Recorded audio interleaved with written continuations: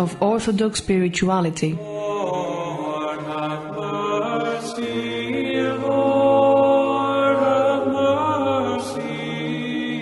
A wondrous journey into Orthodoxy. Lord, have mercy. Prepared and presented by Angeliki Antonakou, Lekea.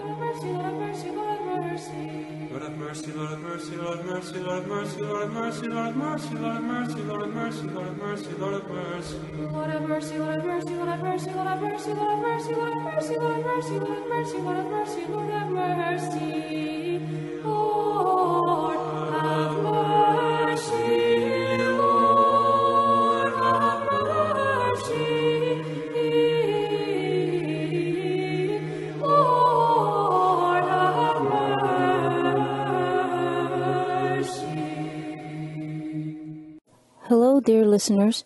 We are continuing to read from the book Family Life, the fourth volume in the series Spiritual Counsels by Saint Paisios. Part 5, Chapter 4, Spiritual Laws, the Noble Youths of God.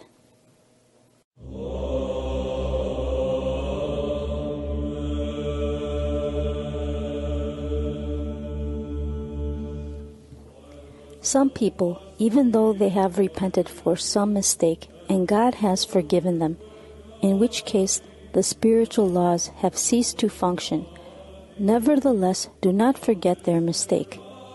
It is as if they insist that they be punished in this life for the mistake and thus pay off their debt.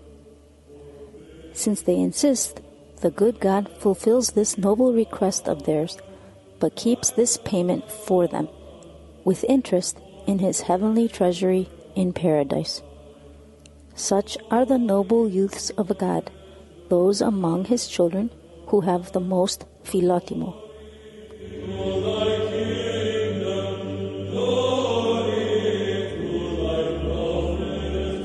In the Limonarion, for example, there is a story about Abba Pimen, the shepherd.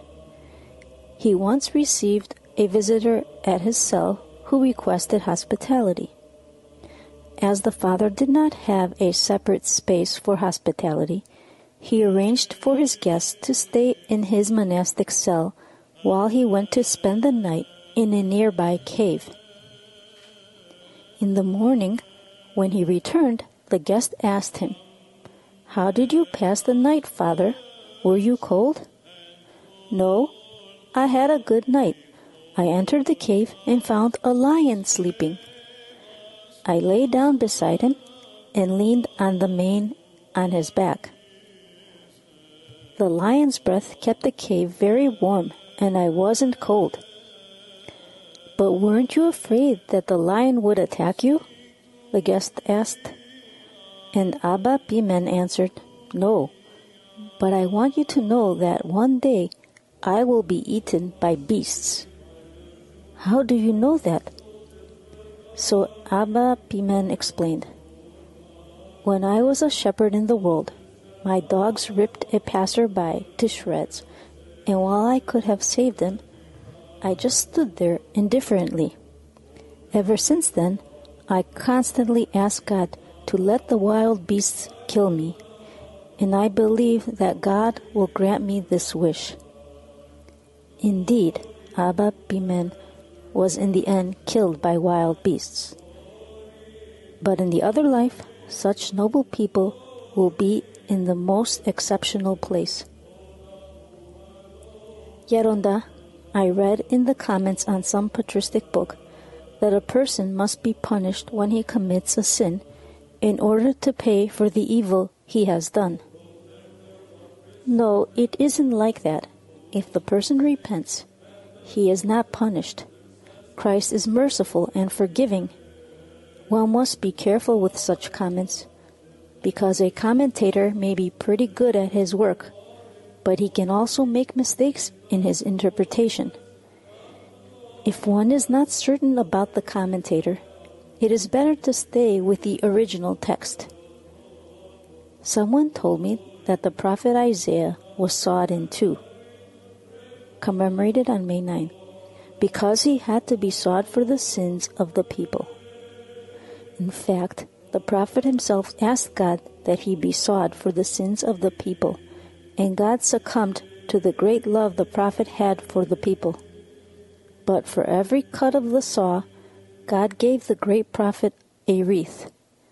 It is essential for one to know certain things in order to be able to understand some others.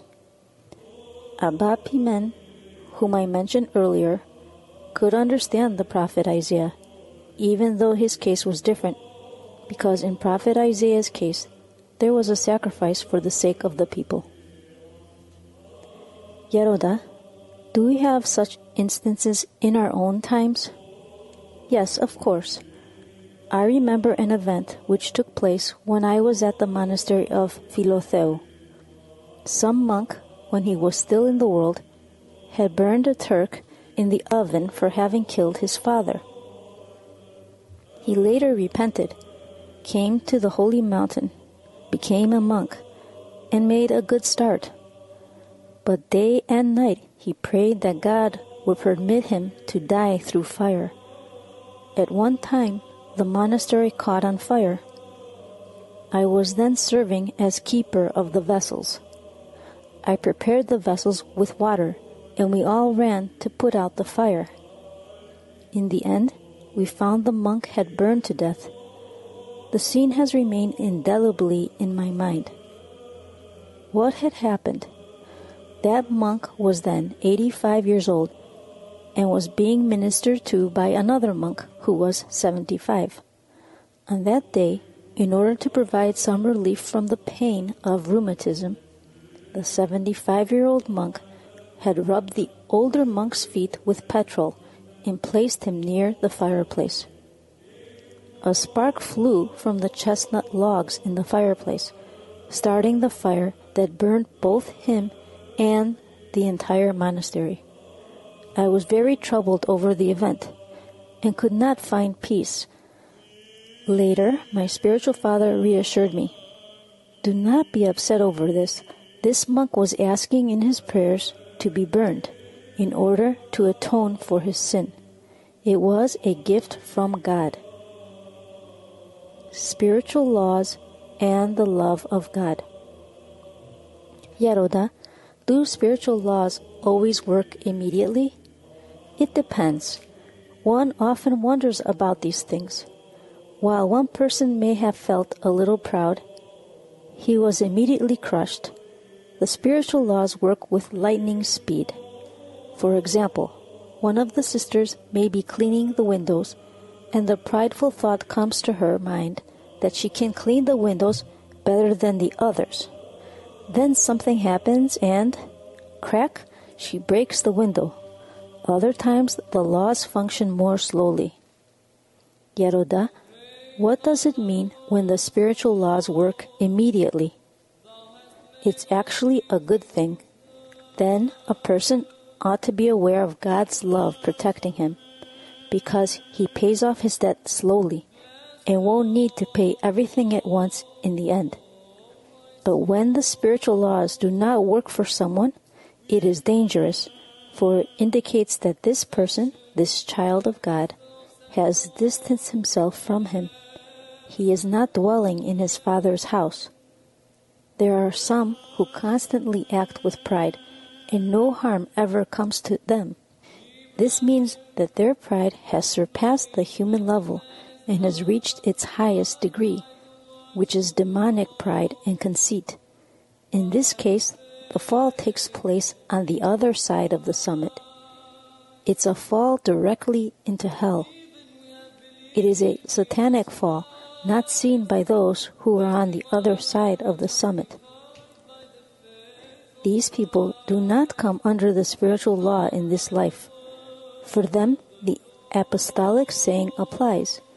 Evil men and impostors shall wax worse and worse, deceiving and being deceived.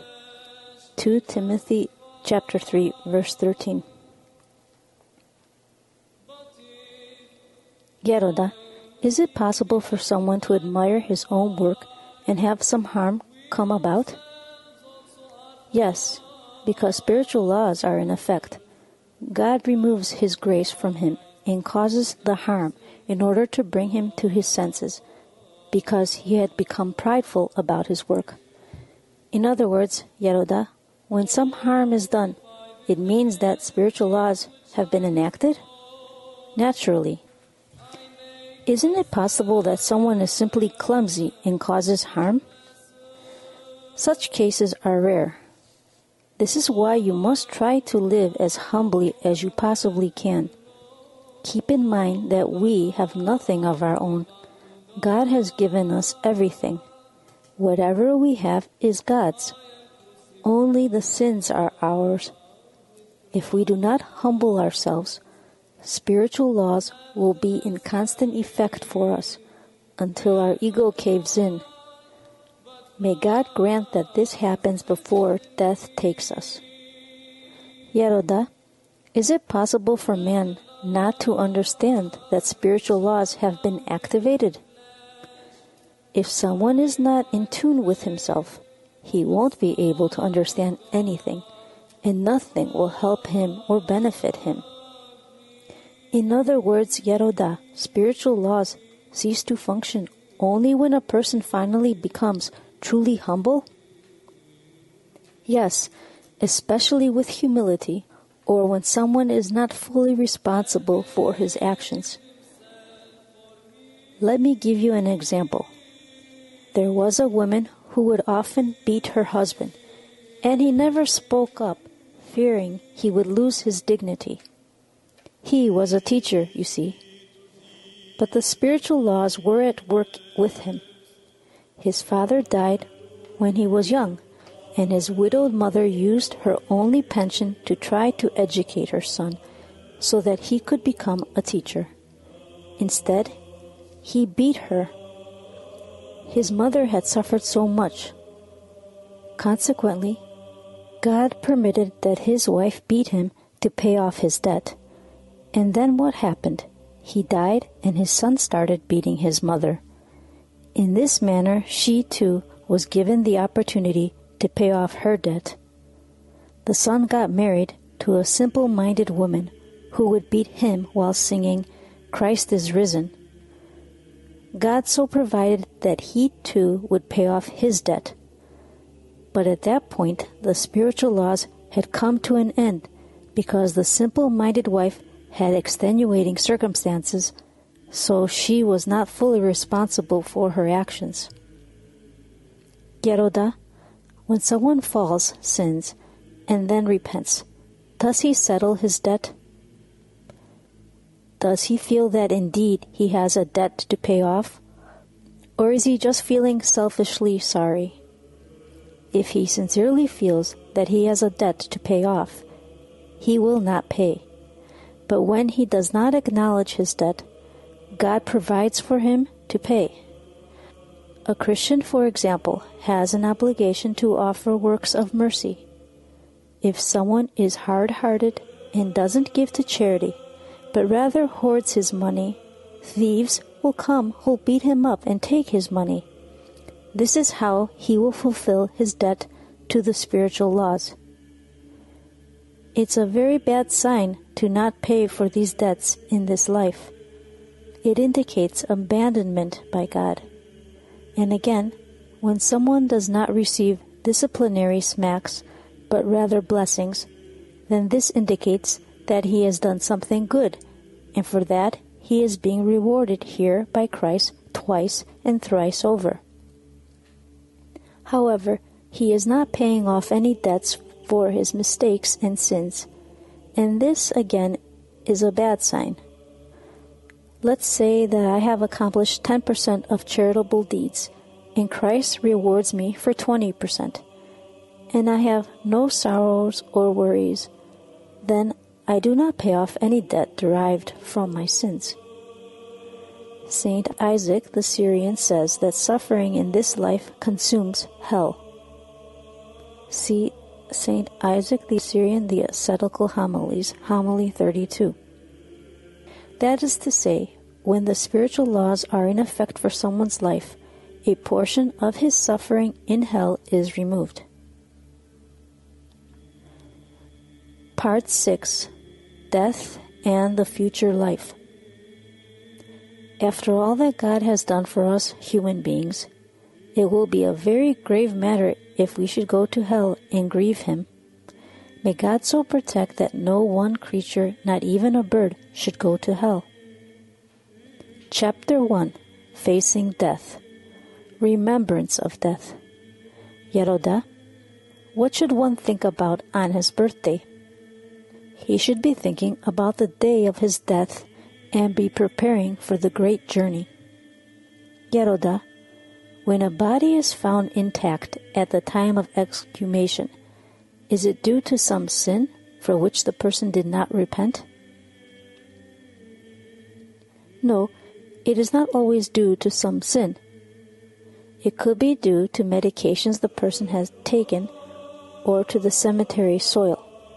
But for whatever reason, when during exhumation it is discovered that someone has not decomposed, he somehow atones for this because of the humiliation he undergoes after his death.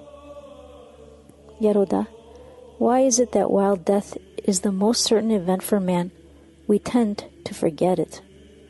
You know, back in the old days, in Cenobitic monasteries, there was a monk who was assigned the task of reminding the other fathers about death. When everyone was doing chores, he would go around to each father and say, "Brother, we are going to die." Life is woven with mortal flesh. This great mystery is not easily understood by those who are merely flesh, which is why they don't want to die. They don't even want to hear about death. Therefore, for them, death is a double death and double the stress. Fortunately, however, the benevolent God provides so that people are helped in the process, especially the elderly who are naturally closer to death. Their hair becomes gray. Their courage and endurance is diminished. Their strength gradually abandons them. They start to drool, a humbling process which leads them to philosophize on the vanity of this world. Even if they did want to be naughty, they just can't, not in their condition. And when they hear of someone their age or younger who has died, they are reminded of death. In the villages, when the church bell tolls for a funeral, all the elderly sitting in the coffee shops stand up, do their cross, and ask who has died and when he was born. And they say to each other, "Well, our time will also come. We're all leaving this world." They realize that the years have passed, that the rope of their life is starting to be gathered in, and that polychronis is nearing. Polychronis, long-lived, another name for Charon. In Greek mythology, Charon is the ferryman who brings the dead across the river Styx to Hades. This is how they continually think of death.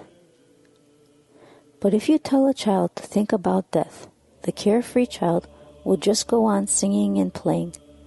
For if God were to help a child understand death, the poor child would become disillusioned and rendered useless because he wouldn't have a desire for doing anything. This is why the benevolent God, as a loving father, provides that a child not understand death, so that the child goes on playing carefree and happy. But as time passes and the child grows up, he too will come to understand the mystery of death. You see, even a novice monk, especially when he is young, can't have the remembrance of death. He's thinking that he's got years ahead of him and isn't concerned about death. Keep in mind what St. Peter the Apostle said on such an occasion. "Call the young men to bury Ananias and his wife Sapphira." Acts 5, verses 1 through 10. Even in the monasteries, it is the young monks who usually bury the dead. The older monks devotedly place some soil on the body of the departed, but never on the head. I have an unpleasant memory from a monastery where a brother had died. at the time of the funeral, when they say, "You are earth, and to earth you shall return," all the fathers, with much devotion and reserve, had picked up a small amount of soil and threw it upon the dead body of the departed monk, as is customary. A young monk then tucked up his cassock, took a shovel, and with something like violence carelessly started shoveling onto the departed everything before him, dirt, stones, and sticks, puff, puff, just to show off his strength. He picked a fine time to demonstrate his strength and his work ethic.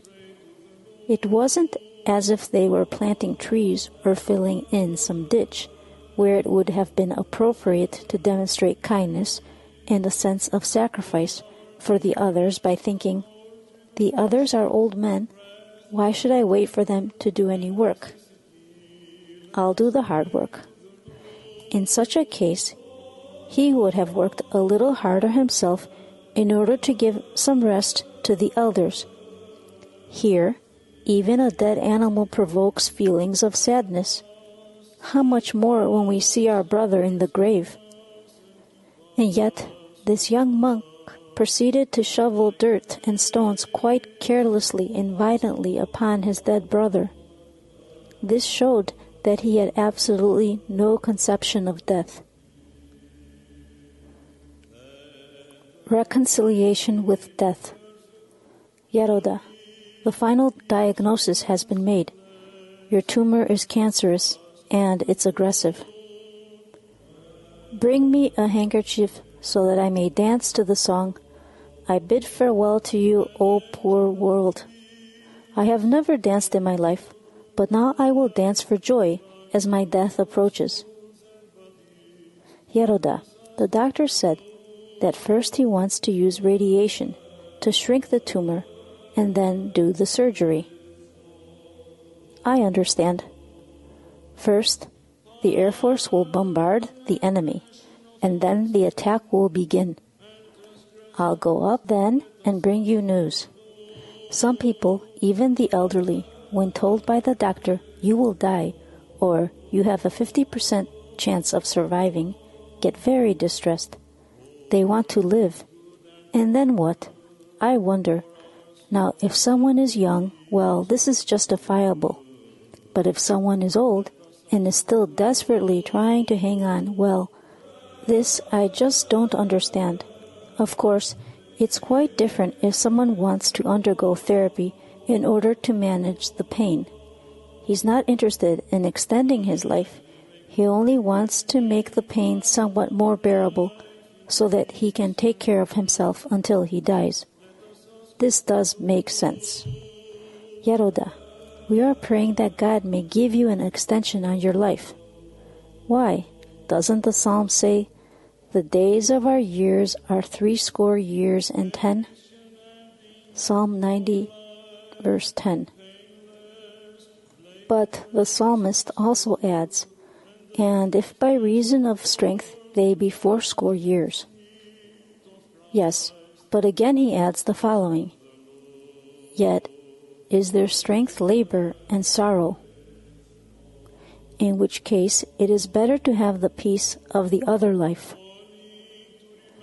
Yeroda, can someone out of humility feel spiritually unprepared for the other life and wish to live longer in order to get prepared? This is a good thing, but how can he know that, even if he does live longer, he won't become spiritually worse? Yeroda, when can we say that a person is reconciled with death? When Christ lives inside him, then death is a joy.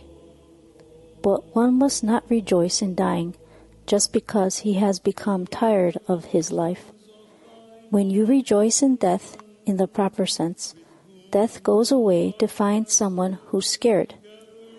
When you want to die, you don't. Whoever lives the easy life is afraid of death because he is pleased with the worldly life and doesn't want to die. If people talk to him about death, he reacts with denial. Get away from here. However, whoever is suffering, whoever is in pain, sees death as a release and says, "What a pity, Charon has not yet come to take me. He must have been held up." Few are the people who welcome death. Most people have unfinished business and don't want to die.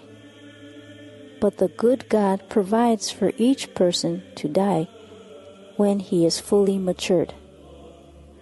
In any case, a spiritual person, whether young or old, should be happy to live and happy to die, but should never pursue death, for this is suicide.